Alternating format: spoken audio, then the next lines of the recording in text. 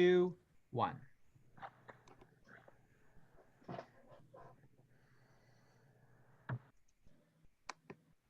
Did you notice now there's dead silence? I know, right? You can all keep talking. I'll go on record as saying that'll be the last thing I say tonight.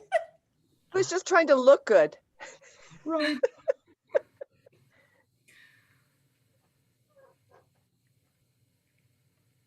We're just glad we got through Ash Wednesday. Amen. Wow. Yeah. Another COVID Ash Wednesday. Gosh. D.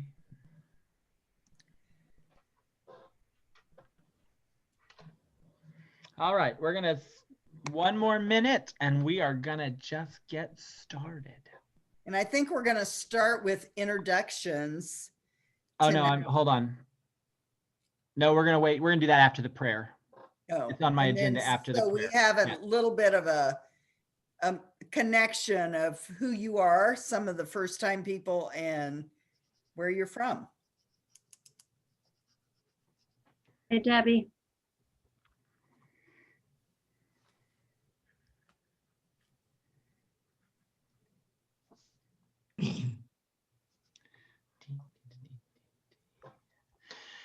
All right, so we're gonna go ahead and begin. If everybody could go ahead and mute yourself, that would be wonderful. And then I'm going to share a video that was prepared by Denise Slavin over on the Kansas City, Kansas side that she put together. And it's just an opening prayer for us with some slides of some past events. You'll see some familiar faces in there. So we are going to begin.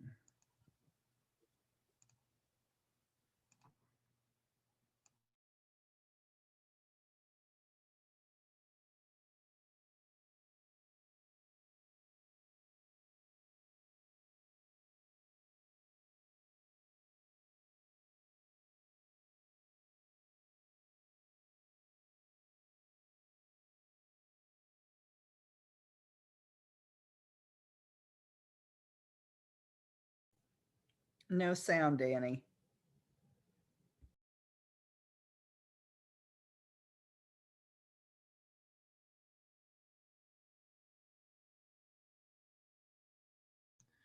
Did we have sound on that video? Okay, let me try it again because we did have sound.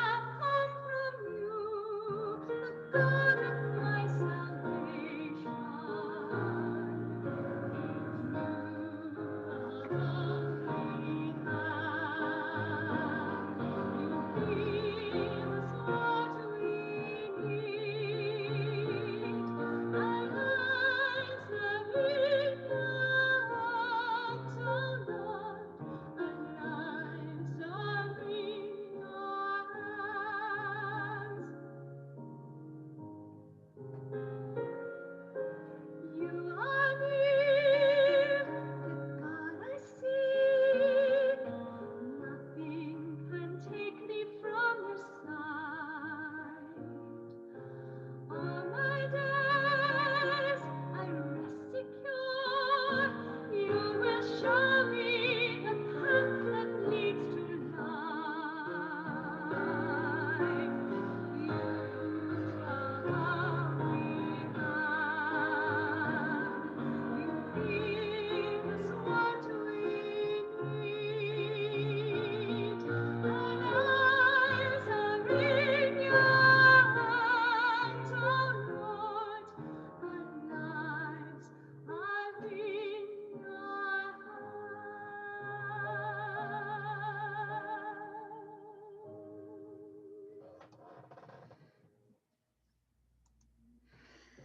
Amen. That is wonderful. Thank you, Denise. She couldn't be here tonight, but we thank her for putting that prayer together for us.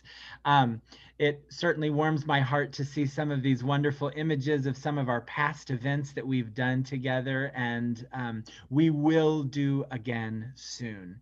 So we are going to quickly go through and just introduce ourselves. Tell us your name, what parish you're at, what state are you in, and then what your role is. And so I'll go first. Those that don't know me, I am Danny Baker. I'm the Director of Liturgy and Music at St. James in Liberty, Missouri. And I'm Maureen Henderson. I'm director on the Kansas chapter side. And I was going to say I play around, but I'm at Curie of Ars mostly, and play throughout the Kansas City area. I'm Teresa Vitt. I'm in Leavenworth, Kansas at Immaculate Conception St. Joseph Church. Organize the music, play the piano and organ. Welcome. Thank you.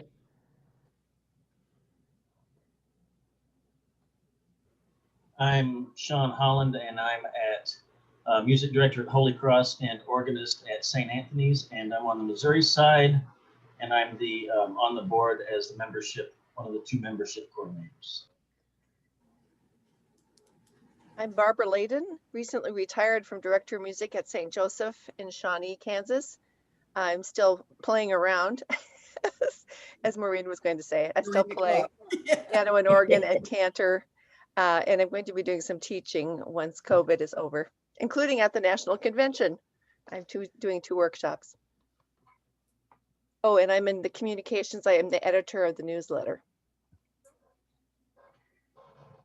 Vicki Neely, Church of the Nativity, music director, Kansas side, Leawood, Kansas.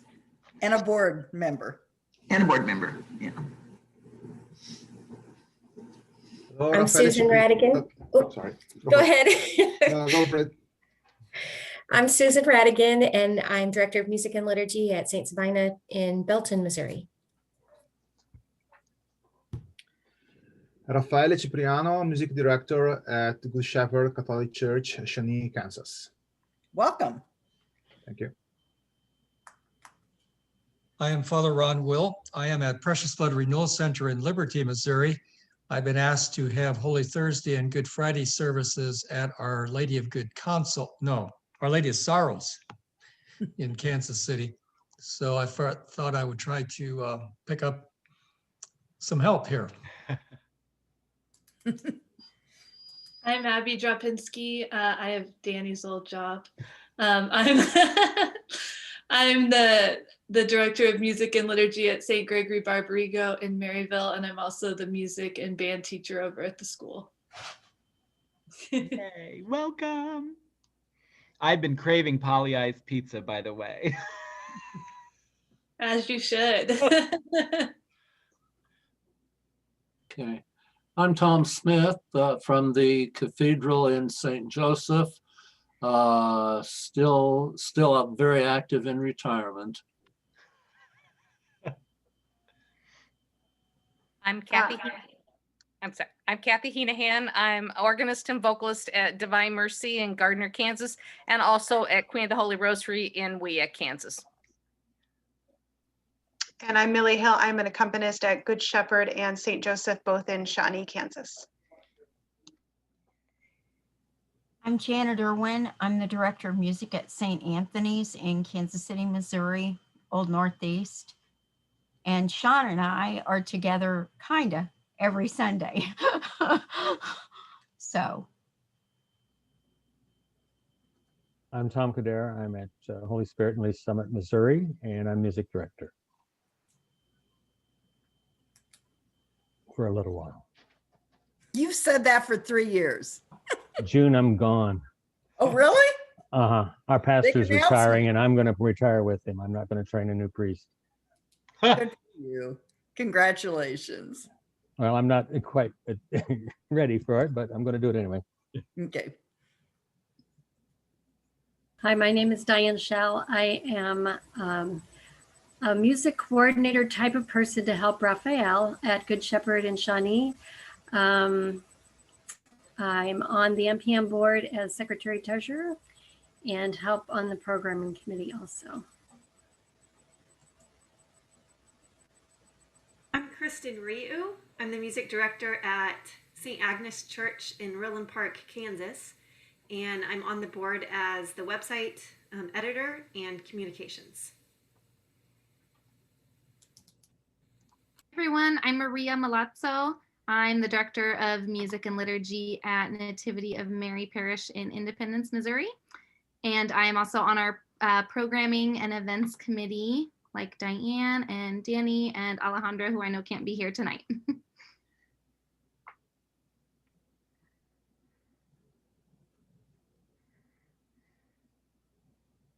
I'm Matthew. I am the Director of Music and Liturgy at St. Mark's in Independence, and I am also on the board for MPM.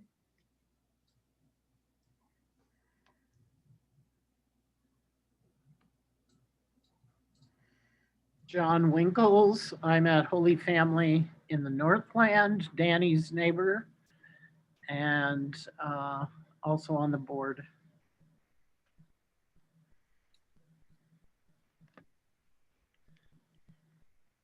Anyone else? Did we get everybody, I think? Okay, so what we're gonna do now is we're gonna spend about between 5 to 10 minutes, hopefully, on each of the holy days coming up. And each one of our program people kind of took a day, and we've tried to kind of break it down a little bit with just some helpful suggestions. And then we'll take some questions. If you have those, we'll try to field those as best we can. Just kind of a disclaimer, these are all suggestions, okay? There's no right or wrong answer to some of these. These are just ideas that we've come up with that we just want to offer as suggestions and maybe some solutions to thoughts or issues you might have trying to navigate Holy Week during this year. Last year, we were all closed for Holy Week. Some people were offering services online at that point, and some people didn't have anything. So this is truly unfamiliar territory for Holy Week this year. So we're going to begin. Maria is awesome, and she has created some slides.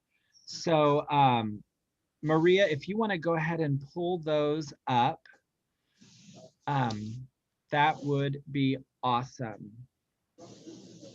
So Maria, do you want to just kind of start talking us through, and then I'll jump in when we get to Palm Sunday? How's that? That sounds great. I hope everyone can see this. I'm not going to put it in presentation mode just because my computer does something funky when I do that. So hopefully everybody can see this. So our events and programming teams on both the Missouri and Kansas side got together and put this presentation together for you, which I will send to Kristen to publish on our website. So you can always find it there, along with any music suggestions that we're making this evening. You'll be able to find all of that there with links to recordings and all that fun stuff. And like Danny said, you know, of course, diocesan guidelines, it looks like on the Missouri side, we just received an email today. I'm not sure if anything's come out on the Kansas side yet, but of course refer to those about any, you know, some specific things and anything that might be mandated from diocese. So these are all just some great suggestions to think about. So with worship aids, again, every church might be doing this differently, and then different dioceses might be recommending different things, but we do think that the use of worship aids is really vital to full conscious and active participation if you would like your congregants, your parishioners, to participate in the Mass.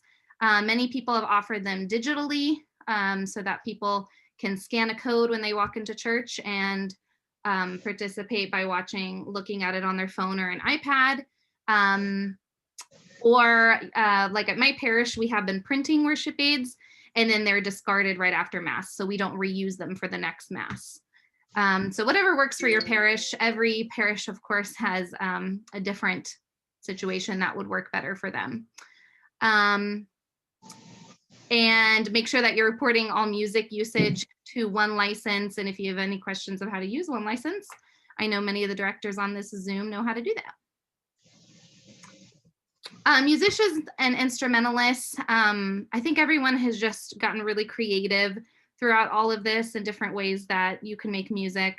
While we can't gather our choirs and full ensembles, there's still possibilities of small ensembles, instrumentalists, especially string instruments, getting a group of string instruments together, 2 to 6 singers, could also be more. Of course, there's small parishes versus much larger parishes where you have room to distance. And handbell choirs, of course. Anyone who has the capability of handbell choirs, I think it's their time to shine right now for sure. And cantors, solo singers, percussionists, still many ways that we can make music during this time. And Danny, we're at Palm Sunday. And this is a beautiful cross that Diane sent us a picture of from Good Shepherd in on the Kansas side of last year. Someone had made a cross out of all the palms that were not distributed. I think it's so beautiful. Danny, make sure you unmute yourself. and just tell me when you want me to go to the next slide, okay? Great. We'll go to that next slide. So for Palm Sunday, if you're on the Missouri side, we just got those directives today. I think they're what we all probably expected. I didn't think there was anything out of the ordinary in there. And so, as you know, there's 3 different entrances that we can use for Palm Sunday. There's the big one where we all gather, in a different place, typically outside in that Form 1, and we have the gospel reading and the blessing of the palms and the singing of the Hosanna. And then there's Form 2, which is maybe where you would gather inside your narthex, your gathering space. And then there's Form 3. Form 3 is the one that is suggested by our diocese this year. It's their directive. Cathedrals are directed to use Form 2, but parish churches are directed to use the 3rd form, which really just looks like a daily mass. I mean, your normal Sunday liturgy entrance rite. So there's some song suggestions in there for you that we've listed. If you really want to sing the Hosanna that you would have sang during that first form, this would also be an opportune time to still sing that Hosanna in that entrance rite, in that procession. All glory, Lord, and honor. Again, that's one that a lot of people use. We use that one. Everyone sing to the King. That's something that I've used in my church. It's SATB with bell choir. It's really a wonderful piece. You could make SATB and just do a 2-part for high voice and low voice if you wanted to. Make it pretty simple for a duet. Moving from there, Liturgy of the Word is, pretty common. Responsorial Psalm, there's some suggestions in there. I've got a bilingual piece. There's GIA and OCP listings in there for you as well. Second reading, and then we get to the gospel. So in our church, we have a tradition of multiple readers. We have it sectioned off in 4 parts. So our deacon reads the narrator, our priest reads the part of Christ, and then there's the people and the crowd, and one of our lectors reads a part, and then the congregation reads the part of the crowd. So they're always the ones that get to shout, "Crucify him," in there. So you can use your own pastoral judgment on how you would like to do that. Some of you may want to involve your congregation in a speaking part. Others may not. And again, that's up to you. And Maria talked about worship aids. You have an option here.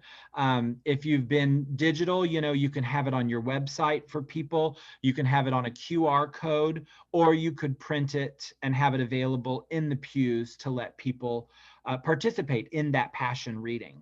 Next slide, Maria. And then just a note, next we move into the Liturgy of the Eucharist, which is familiar. There's nothing different about that. But I did want to make mention about the mood, if you will, of Palm Sunday. You know, Palm Sunday it kicks off Holy Week for us. It's very victorious. It's very exciting. It's this triumphant entry of Jesus, you know, into Jerusalem. But by the time we reach the Passion, there's a dramatic shift in the mood itself of the liturgy. So after we've had the Passion reading, you know, it would not probably be appropriate to sing Hosanna in the highest as your offertory chant, because the mood of the liturgy itself has changed. You know, the prayers focus on his suffering and of Jesus. And so things to remember, I think, are how can our music choices help create the mood, I use that word, and continue this throughout the rest of the liturgy of Palm Sunday. And then a little note there, our diocese has given us a directive for palms. They've asked us not to hand those out at the beginning as people come in. They've asked us to wait and have your ushers wearing gloves and then pass them out to people as they leave. I know that my maintenance and custodial staff is thrilled about that because anybody that's ever tried to clean up afterwards and they find all the little strands, you know, you clean up after that for weeks. So that is all I have for Palm Sunday. I also want to just briefly touch really quick on symbols. In this time of digital live streaming, of people not coming into church, some of the rituals that we do that we'll talk about later, we aren't able to do. So I think a lot of that we can touch on symbolism. So we know that Palm Sunday is red. We know that we use palms in our decorations. Make sure when we're decorating that those symbols are visual. If we're doing live stream, you know, perhaps we focus on those with our cameras and things, and just make those symbols really visible to our domestic church at home, that they can see those. So anyway, that's all I have about Palm Sunday. Does anybody have any questions or suggestions they'd like to add before we move on to Holy Thursday? Abby, you had a question? Yeah. Okay, so and the difference between the second form and the third form, does that mean that there is not to be the gospel reading that happens with the palm processional? Correct. Okay, so it's basically, it'll begin just like a normal liturgy would, with you know, a greeting, you know, a processioning, you know, an opening hymn to walk in, and then the priest at the altar, and he does his welcome greeting. Okay. Now, I think there's if you have a clever, a priest, you know, I do think there's a way to incorporate a general blessing in that opening rite for people geared towards palm branches. You know, I think there's some things that can be done. I'm not going to say you can or can't do those things, but I do think there's some options that, you know, you could discuss with your priest that they could do in there to still give a sense of that palm blessing in there. People, yes, won't have them in their hands physically, but, you know, you could have a display again in there that the priest could sprinkle and bless palm branches, you know, in a display that people at a domestic church at home and the congregation could see. You know, if you had a basket that could be brought in at that time that have the branches that will be distributed after Mass, he could bless those, you know, and that could all happen in that, you know, that opening celebration after the opening hymn.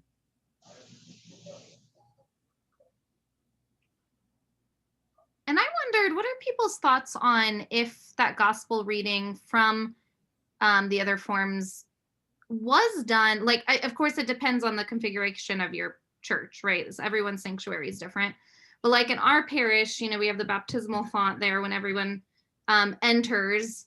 I mean, and I'm wondering, if everyone's sitting at their pews, if we were to do that gospel reading there from the entrance, and everyone, if they wanted to turn, I mean, they would be able to hear it, of course, through the sound system, and do this blessing of the branches, and then do a procession in, even though it would just be father and servers. And I that's wonder. what we've traditionally done. We usually have one mass where we do the first form and actually do a procession, but the other two have always been where Father does that part in our gathering space. Everybody just turns towards the back of the church.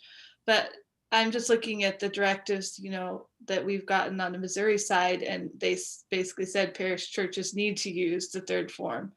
So I don't want to do anything that's, So what against Maria's that, kind of but- suggesting is kind of a mix of Form 2 and 2 and Form 3. 3. That's kind of what, so it has the aspect of everyone in their pew, seated, beginning inside the church, but incorporating a little bit of that ritual from Form 2 to where there is a gospel reading. If you wanted to sing a Hosanna and have a blessing, that's in there. Again, that's left up to the pastoral judgment of each church.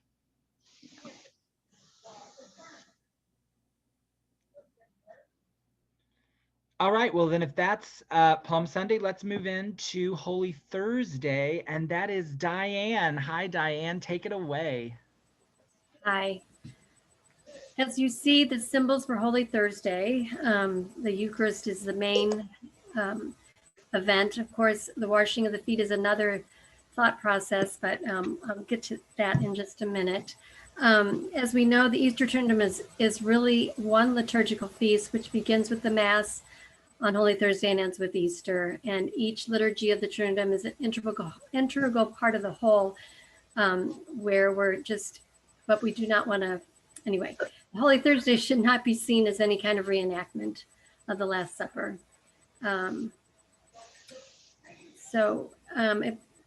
Basically, it starts with, go ahead, Maria, forward the slide. It starts with the reception of holy oils at the very beginning of Mass. There are no specifics to say how or when the reception of holy oils should take place. If the oils are not blessed on Holy Thursday, the church permits pastors some latitude in choosing another day or determining the best way for a simple ceremony to be done in their parishes. At our parish, the lector explains the significance of each oil, the oil of the sick, the oil of the catechumens, and the Holy Chrism, as they are processed in, and then they're brought to a stand near the altar with a solo instrument playing in the background. At the end of the presentation, I thought I would ask if anyone doesn't do the reception of oils on Thursday. That's just how we've always done it.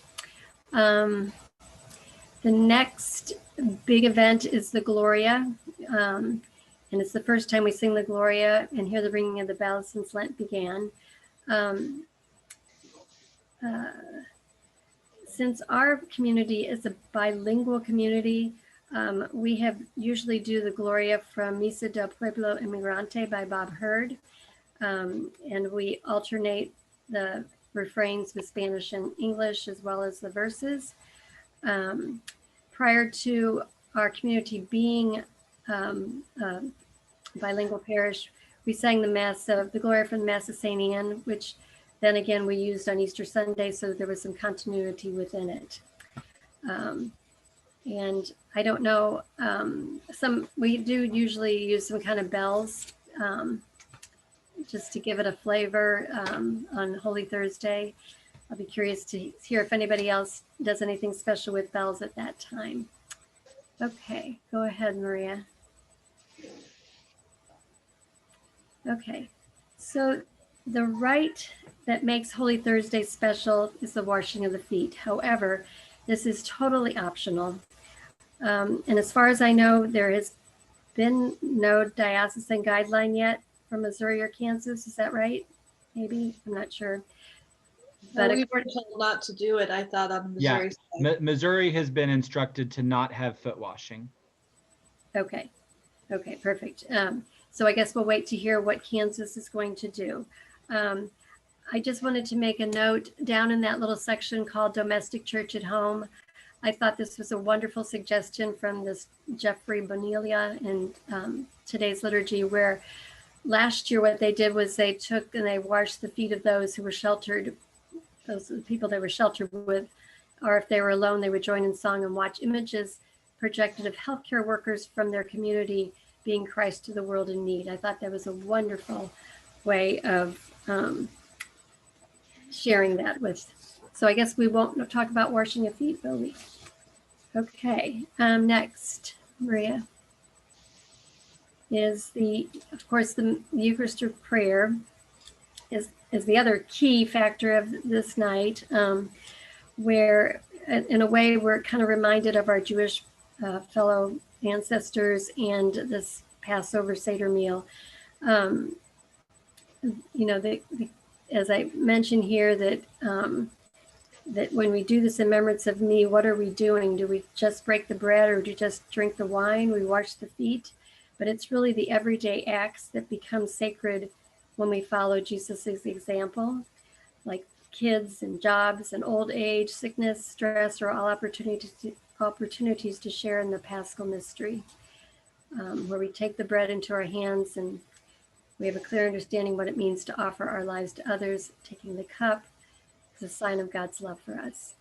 And then the final, at the end of the Mass, when the priest venerates the Blessed Sacrament and processes the mantras to its final resting place, we use Pange Lingua and Tantum Ergo as our places to our song that we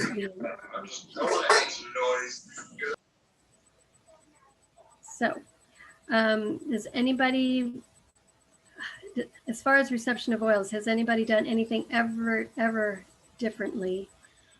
We do in my church.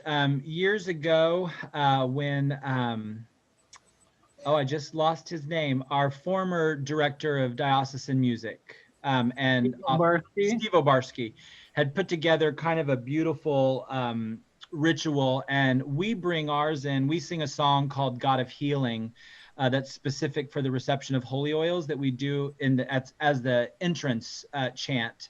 And the oils are processed in along with everybody else, with the priest and the ministers, and then there's a verse for each oil. And there's a little rite a little ritual that Steve Obarski wrote, where the priest says something, behold the oil of this, and then the congregation chants a part with him. And so we do that. I know a lot of people do it at the offertory, but we do it at the beginning entrance procession as part of the whole procession. This year, go ahead. No, I was gonna say we use the same song. We do it actually before the Mass, before the priest enters. We usually have RCIA people bring each oil into the God of Healing song and hold it up while the cantor or lector reads, behold the oil of whatever. And then they place it on a stand that's prepared at the front. And then we still have an opening hymn after that. Who is God of Healing by? Oh, Danny, you're muted. It's GIA, but that's all. I can't remember who composes it. Abby, do you have it handy? She's digging it out of the file. And also, just a note really quick before I forget. So on the Missouri side, we've also been instructed at the end of that Holy Day Thursday liturgy to not have the Eucharistic procession. So following communion, it goes back into the tabernacle. Now, that's not to say that you couldn't have a procession with your priest throughout the church, and the priest and the servers perhaps process the Eucharist throughout the church, and then it could be placed back into the tabernacle, but it's not going to go to a separate altar of repose as the congregation follows. So I think there's a little leadway to where you could still do something in there as some sort of a procession with the priest and the Eucharist. But again, it just won't go to an altar of repose with the congregation to follow. It says it's by Rosemary Campbell. We just found it on the GAO website. My file cabinet is locked, and did not lock it, and I do not know where the key is for it. So, Danny, you know Tom Spire. I'm really hoping he's just playing some kind of prank on me. Right. He probably is. On Holy Thursday, we also do the stripping of the altar, right? After that, yeah. Yeah, some churches have that tradition. I know some don't. So it might be a little right. It should be stripped. right. We in the past always invite the congregation to help do that, that come back. So you might have to get a little inventive this year with it being, it might not be something that the whole community participates in. A lot of people don't see it because in our church, half the community was at the altar of repose and they stayed there. So only a few came back in. So you might get a little inventive and, just have a few select people that'll stay to do that this time.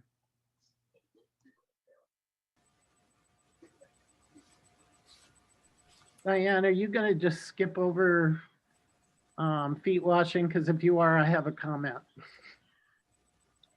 You make your comment, that's fine. Okay.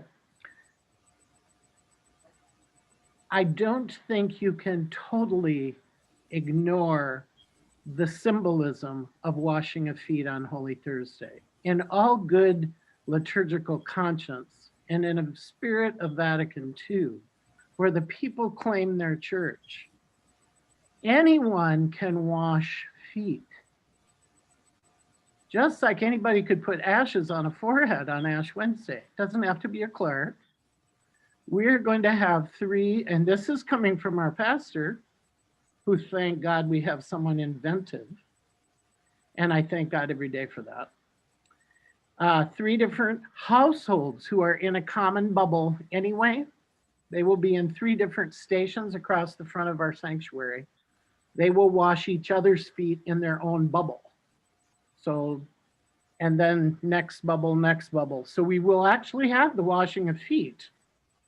Now, unlike before COVID, we're one of those very involved parishes where we have always had anyone welcome to come forward to have their feet washed, not a magic 12.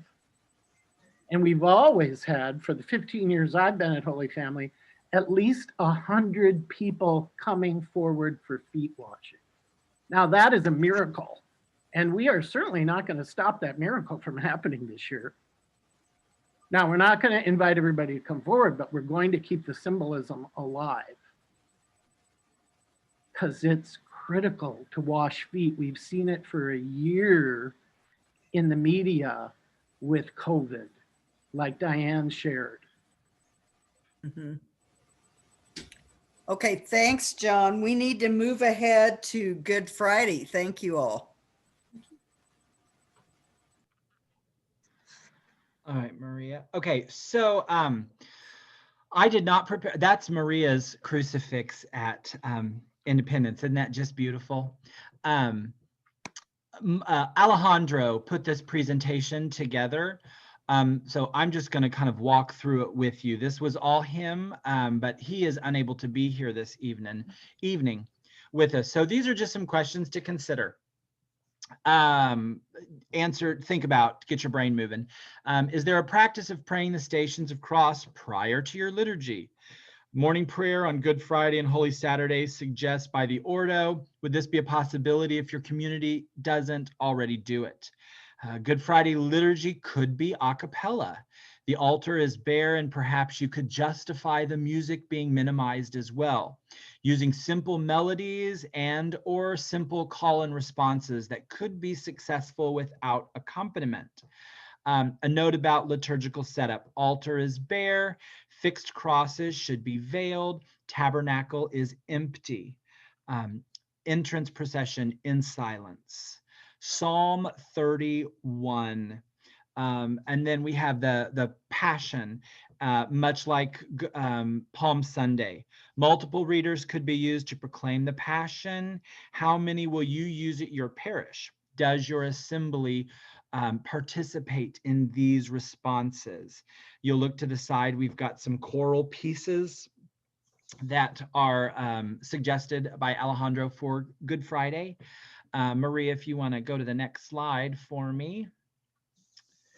The solemn intercession. So these are typically sung and should either be done by a deacon or lay minister. We go back and forth at our parish, deacon, priest, and I instruct that my priest stay on one pitch and chant it, because that's all we can ask for there. Other than the chants found in the Roman Missal, have others used a different chant or melody for intercessions? I know you have, because I've listened to some of your last year recordings. There is an option for people to kneel and stand after each one of those. They can also remain kneeling or standing throughout the intercessions. Those of you on the Missouri side, you will see in your directives that came out as the same as they were last year. There's an extra petition in there that is expected to be read, sung, chanted, however, proclaimed at the, they follow at the end. So we want to add that in there. Showing an adoration of the cross. There's two forms. First form, veiled and placed in front of the altar, facing the people to be unveiled after the three sung, Behold the Wood. Second form is an unveiled cross processed through the nave to the altar. Possible options for adoration this year, because we on the Missouri side have been instructed no touching and no kissing. Procession of the people up to the cross, approach it by bowing or kneeling instead. That's an option. Or just adoring the cross from the pews without procession. So again, those are options offered up by Alejandro.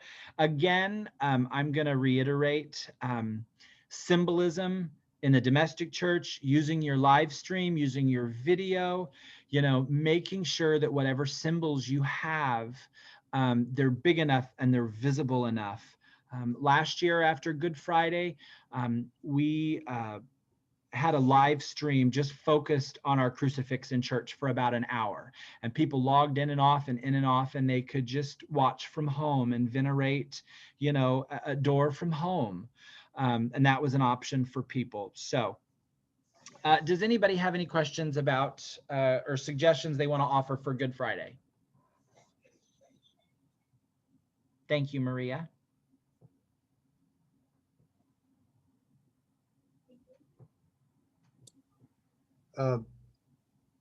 Then if I can just add to something that you just mentioned, we did a similar thing at Good Shepherd last year for adoration,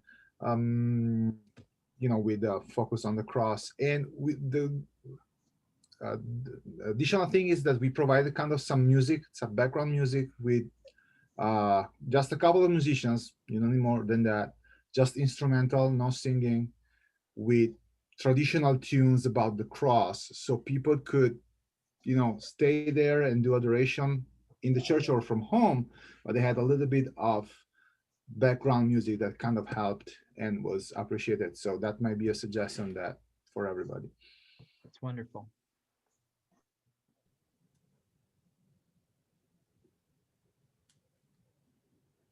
Okay, are we ready to go to Easter Vigil? Let's do it. Take it away, Maria. Cheers. Okay, so here's a picture when people could gather in large amounts and could hold candles and the things that we took for granted. So that's what the vigil used to look like. We will do our best to make it look as beautiful as possible. But so the first part, we know the beginning of the vigil begins with the fire and lighting of the Paschal candle and procession in darkness. We light candles from the Paschal candle. There are a couple options in the Missal with or without COVID, because there's sometimes circumstances where a fire cannot be lit. So my first part here is if you choose in your parish to light a fire, and I briefly skimmed, I had a chance to just kind of skim the directives that were sent on the Missouri side today. And I think I saw in there that there's also options, giving parishes option whether they want to do the fire outside or not. So if you do a fire outside, my suggestions would be the Paschal candles lit from the Easter fire outside while all are seated inside, kind of like what we were talking about with Palm Sunday. There wouldn't be that procession of everybody going in, but the first ritual beginning out there, and then Father and Deacon process in with the Paschal candle. If sound capabilities make it possible, all inside could hear the greeting, the prayer, and the blessing of the fire. The procession of the candle should quickly move inside. That way everybody can see and really feel like they're participating. Instead of individual held candles, candles could be placed around the sanctuary and the altar to be lit from the light of the Paschal candle. So that might be an option of, because there's that beautiful symbolism of the light of Christ now surrounding us and now illuminating the sanctuary. There could still be very much creative ways of still doing that. There's also, you might want to encourage, the thing with this part is that there might be some, sticky logistics of lighting the candles. But might be the possibility in some parishes, maybe some smaller parishes, of the faithful bringing candles from home and safely lighting them from the Easter fire or from the Paschal candle. Now, if the fire is not lit, which you can find this in the Missal, the greeting and address, as well as the preparation and blessings, still take place the same, but rather inside the church doors and without an outdoor fire. All turn to the entrance of church where the presider will be with the Paschal candle. So you have the option of fire or no fire and how that would look in your parish. And then on the side here, I put a couple suggestions of the Exultet. Of course, that's in the Missal, the long form, the shorter form. And then there's also this lovely setting by Tony Alonso called This Is the Night. Just another option for an Exultet. Then we move into the Liturgy of the Word, and we're required to at least have 3 readings from the Old Testament. The Exodus reading should always be used, and its respective psalm. Out of all of the other readings, there's none others are required. We typically tend to choose the creation story, the Genesis reading, and Isaiah because of its beautiful imagery of God as living water. But I know that differs in parishes, and it sounds like for pastoral reasons, you can decide to do more than 3, but our diocese, I know on the Missouri side, is really suggesting to go with 3 this year. And we've been doing at our parish that all are invited to sing softly or hum behind their masks during psalm refrains, or really during any of the singing throughout Mass. Also, our parish has, I know Diane mentioned the bells during Holy Thursday. Our parish has a tradition of, we invite people to bring bells from home, and they can ring them during the refrain of the Gloria as we're bringing in the Easter season together. If you are a parish who celebrates bilingual liturgies, I thought this was I really love this resource. It's Cantemos al Señor, Let Us Sing to the Lord. It's a resource of all bilingual psalms for Holy Week, published by GIA, written by Tony Alonso and Michael Mahler. Some really beautiful settings of psalms. And if you're not a bilingual parish, you can do them all in Spanish, all in English. There's lots of versions. You can do it chant style. You can do the melodic singing. It's really nice, a really nice setting. And then we talked about, kind of as a programming committee, that some parishes are singing Mass parts, some parishes are not. Of course, whatever your parish is doing, I would keep sticking to that. But I would suggest maybe, if possible, singing the Gloria, just because it is, we haven't heard it for so long during Lent, and I think singing it would make it a little bit more celebratory. And then we move into the baptismal liturgy. I think sacraments of initiation can definitely still take place under all of the COVID-19 guidelines that we've been given. Again, every parish is going to look different for that, and definitely refer to your diocesan guidelines. But since baptismal, here's some just suggestions I wrote down. Since baptismal fonts are still empty, There's a possibility of maybe in a hospitality minister placing a basin or a vessel of water near the font after the liturgy has begun. That way, when people enter, they're not blessing themselves, but then the water does become present because then it will be blessed and used for the sacraments. The procession during the Litany of Saints should probably be omitted. I don't know, again, I haven't read that, what our diocese said about that, but catechumens and candidates could approach the font one at a time for baptisms, unless there's ample room in your sanctuary for them to distance from each other near the font. A sprinkling rite may be done in place of the procession. So instead of having everyone process to the baptismal font, the waters that have just been blessed, I would recommend that the pastor does a sprinkling rite there. Instrumental or sung music can take place during this sprinkling rite. I've put some music suggestions for that on the side. There are many multiple settings, of course, of the Litany of Saints.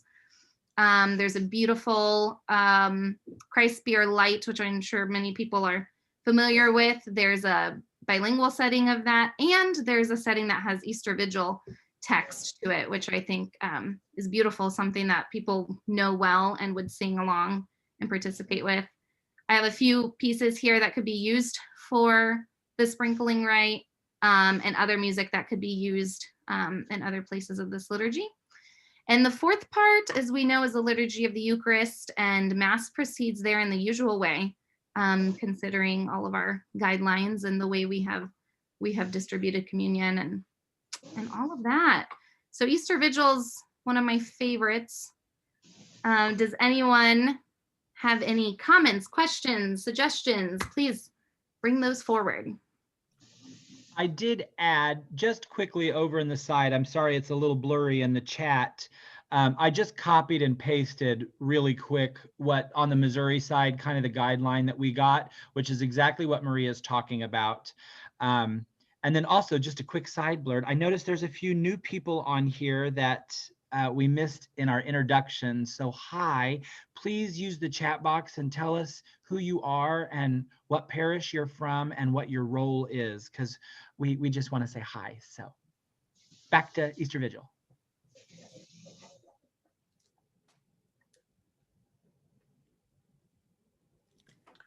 What are the concerns at various people's parishes about length of service? Are you still trying to keep a shorter service? Are you just going to throw that out the window for the Triduum? What are you thinking? I think that's kind of one of the reasons the diocese has, at least on the Missouri side, has pushed to say really only do the 3 readings, just to try to keep it as short as you can, to try to, limit that exposure risk, to keep it as minimal as you can. I know some parishes aren't even baptizing candidates at the Easter Vigil. They're doing private services. We, as far as I know, we have quite a few, but only 3 of them are comfortable, coming to a public celebration. And so I think each parish might be different in that regards.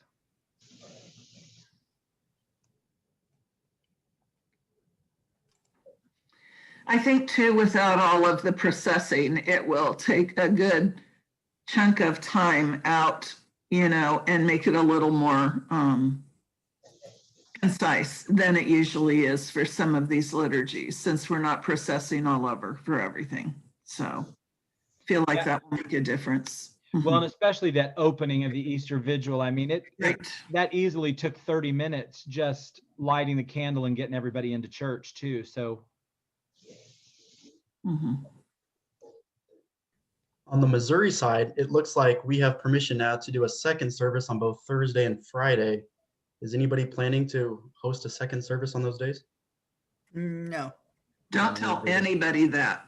Hush. Hush, Matthew. Don't tell anyone that. I heard at Good Shepherd that we might be doing an English and then a Spanish one separate. That's understandable. Of numbers, but yeah, possibly. I think some of those smaller churches maybe that are experiencing big numbers which I don't think there's very many of those, that does give them an option for, you know, being able to not have to turn people away and, you know, have everybody attend one of those services if they want to.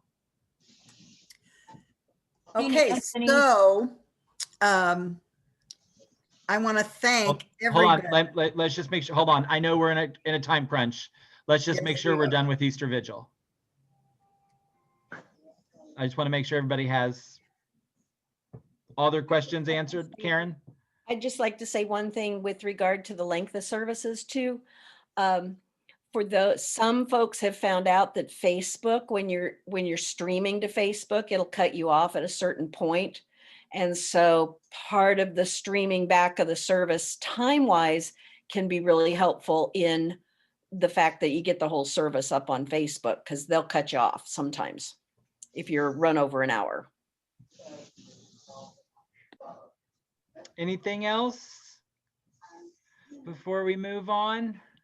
And in case anyone missed what I said at the beginning, we'll post these slides on our website, on our NPM website. And I'm going to send Kristen kind of a spreadsheet we made of all of the song suggestions with lots of links to recordings and where you could purchase them, and just to kind of look through some of the suggestions we talked about tonight. I just wanted to say also about Facebook and YouTube, you know, when everybody starts streaming, sometimes you just get locked down. Like, I think last year we recorded ahead of time. That's when nobody was there, but we recorded ahead of time and posted when it, you know, like ahead of time, so it was there and ready, because we got caught a couple times with it not going through. So just kind of be aware that that's going to come down the pike again for Holy Week. Something that happened last year too, at St. Anthony's, I finally had to stop trying to participate in Easter Vigil because it just kept cutting out, disappearing, cutting out, disappearing. It was so frustrating that I finally had to stop. And a lot of times it does not record what is going on while it's pausing. Yeah. Sometimes it does, but most of the time, at least at St. Anthony's, it is not recording.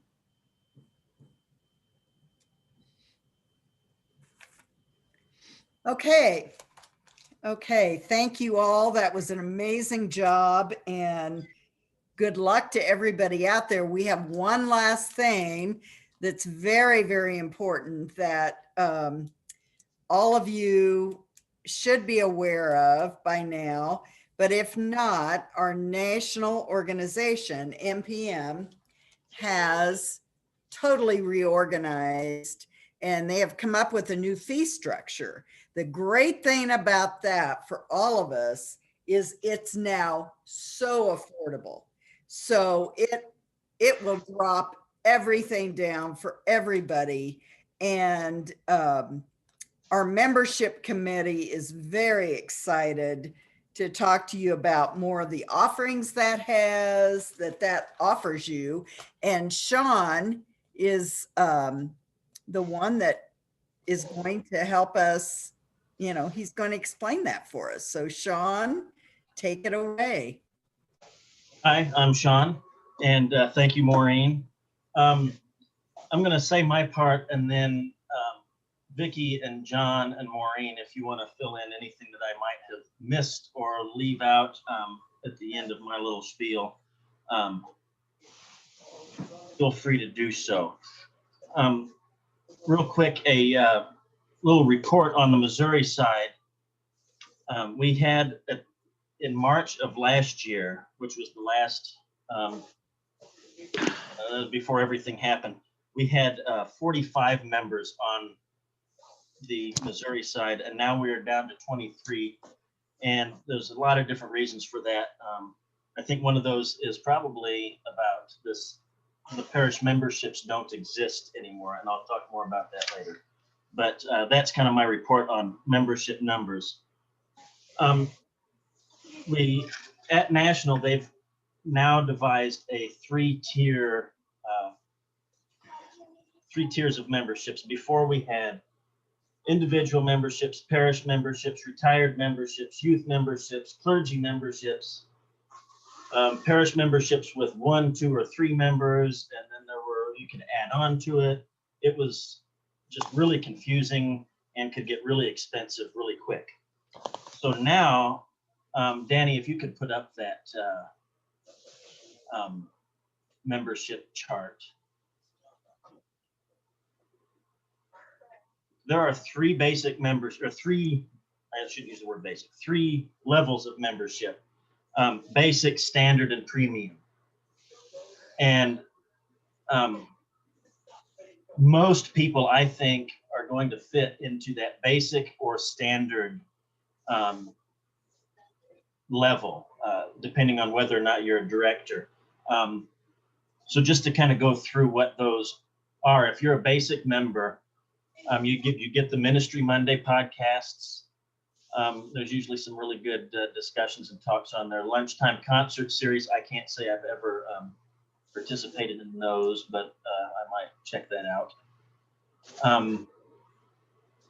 And especially social media outreach, that's really important. You get access to all the things that NPM National posts on their Facebook pages, and they just have all sorts of different, it covers all sorts of different aspects of music and liturgy, the things that they post. You also get the digital newsletter and weekly Sunday word reflections. I frequently share the weekly Sunday word reflections with my choirs, especially during this past year where we haven't had anything, regular meetings. That's a good way to kind of discuss, and we'll talk about it before our very small choir rehearsals. Seasonal cantor newsletters are also very informative. And then you get access to the Liturgical Singer, which is an additional paid subscription, no matter what level you have. But you get that option. You have to be a member in order to pay for that extra subscription. And then, let's see here, going down the list, you're eligible for the certification programs, and there are certification programs. You may not know this for, there's AGO has it for accompanists, and NPM has it for cantors and different levels of cantors, and there's different certifications with that. And I believe that there's also certifications kind of with AGO for accompanists. So you're eligible for that, and you're also eligible for program scholarships. And really importantly, some of the discounted rates that you're eligible for, not so much on national, but there are no local membership dues. So in the future, when we're finally able to have stuff again, sing-along, when we get together and do workshops and sight reading sessions and concerts and things on the local level, you will get a discount for that. And we plan on making those, enough of those to where it you'll have pretty good return on that investment. On the representation, before you always got voting privileges, even as the lowest member, but before that was kind of like, okay, yeah, whatever, I don't know who these national people are, either click yes or no. Now it's a little bit more local, because we have we're divided up into regions now, and we have regional representation instead of just one national board. And our local region, our representative is Danny Baker. So now your voting privileges extend to that local level.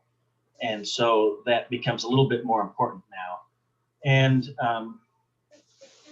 so then you also get access to our chapter newsletter and other chapter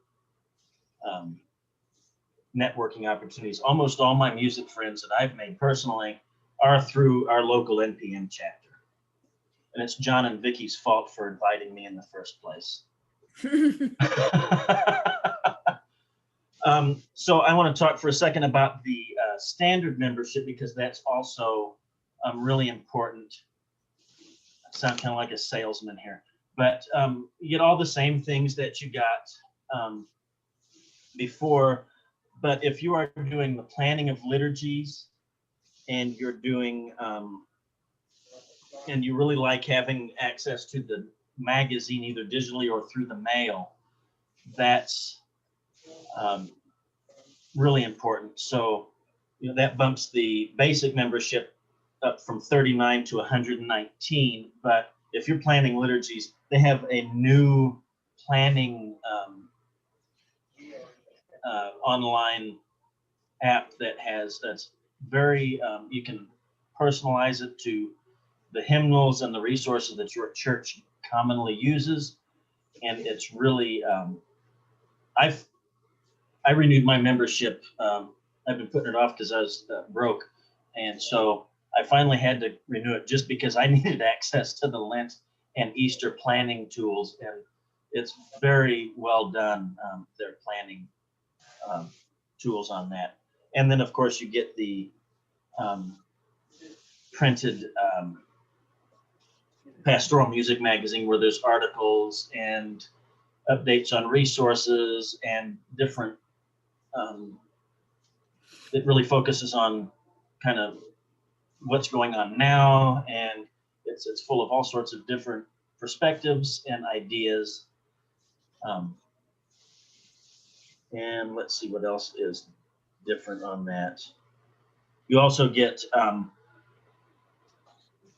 discounted rates for conventions, and this year's convention is hopefully going to be in New Orleans. I believe they're all still online for that.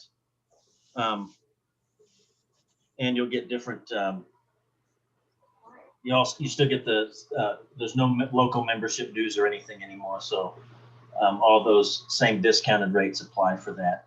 So that's 119, and that's an immediate savings there, because I believe that the last time I paid for my own membership, it was like 145 bucks. So that's an instant savings on that. And then the premium membership really has a few extra, things on it. And mostly if you're a DMMD member, that's kind of where those membership benefits come from. Personally, I think that most people, if you're planning, doing, if you're a music director and you're doing liturgical planning, the standard membership is kind of where you're wanting to be. And then if you're choir members and accompanists and cantors, the basic membership would be really worth trying out. And it's really affordable, 39 bucks. So at my church, what I've offered my choir members, I have a very small choir, luckily, in this instance. I've offered, if they would like to try it out for a year, the parish will kick in half of the basic membership. So they're on the hook for 20 bucks, and I'll pay the other 20. So that way we get to try it out, they get to try it out. And at the end of the year, if they use it, that's great. I want to know what they used. Feedback's really important. And if they didn't find it useful, it's also important to let us know why you didn't use it, what you didn't find useful after that year. And but 39 is really affordable to try out this this new membership and to see all that it has to offer. And so since there are no more parish memberships, it's actually cheaper too, I believe, because I paid a lot of money for our parish membership a few years ago, and I think it ended up rounding out to a parish membership was almost $60 a person on average versus this 40 or 39. So Well, I think what Sean's done is given us a great rundown of all three levels that we can do now. What I would hope, and I would challenge all of you out there,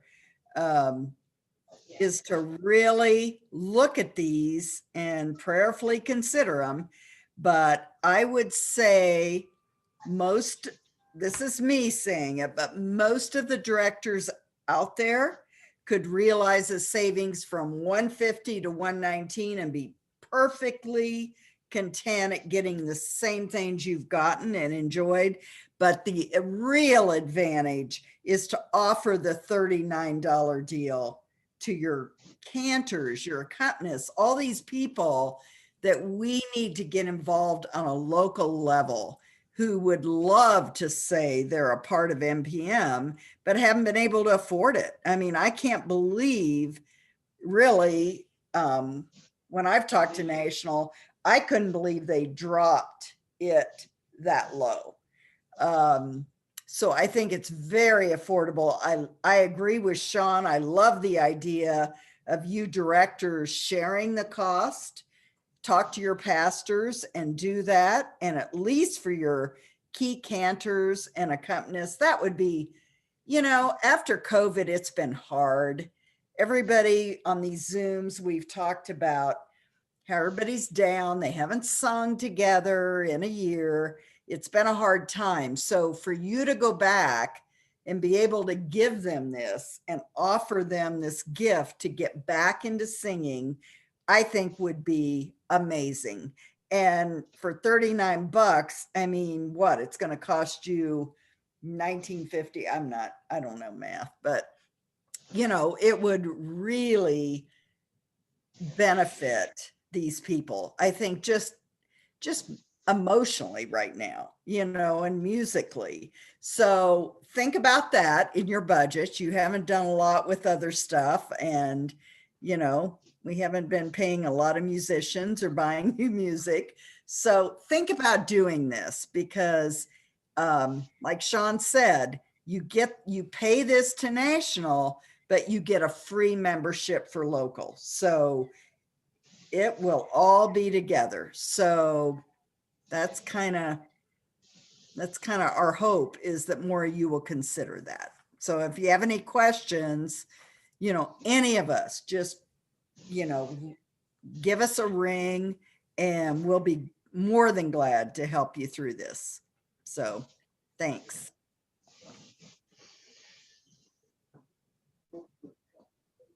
Any questions?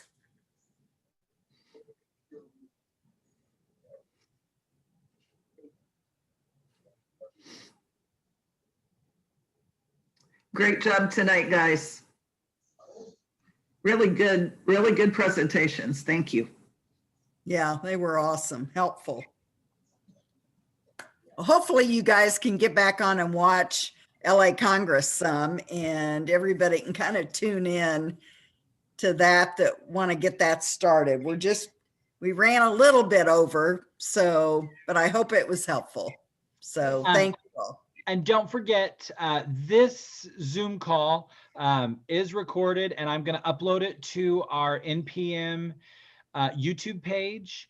Also, all of the slideshow that Maria put together will be on the website. She's also putting together, like she said, it'll look like an Excel spreadsheet, but it'll have title, composer, publisher, and then there'll even be a hyperlink to where you can click on that and it'll take you to a recording, whether it be a video or something to listen to. So, and it's going to have a lot of the song suggestions from tonight.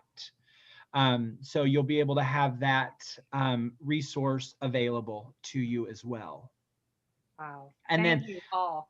And then I will say really quickly, some of you might have missed Father Ron with the Precious Blood Center in Liberty. They have a virtual Stations of the Cross resource available.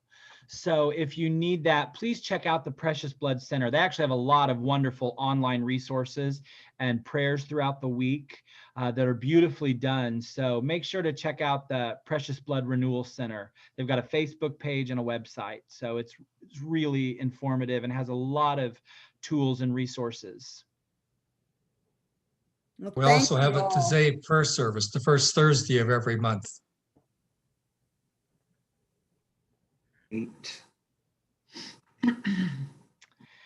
Great. Well, everyone, thank you so much. Have a wonderful Lenten season.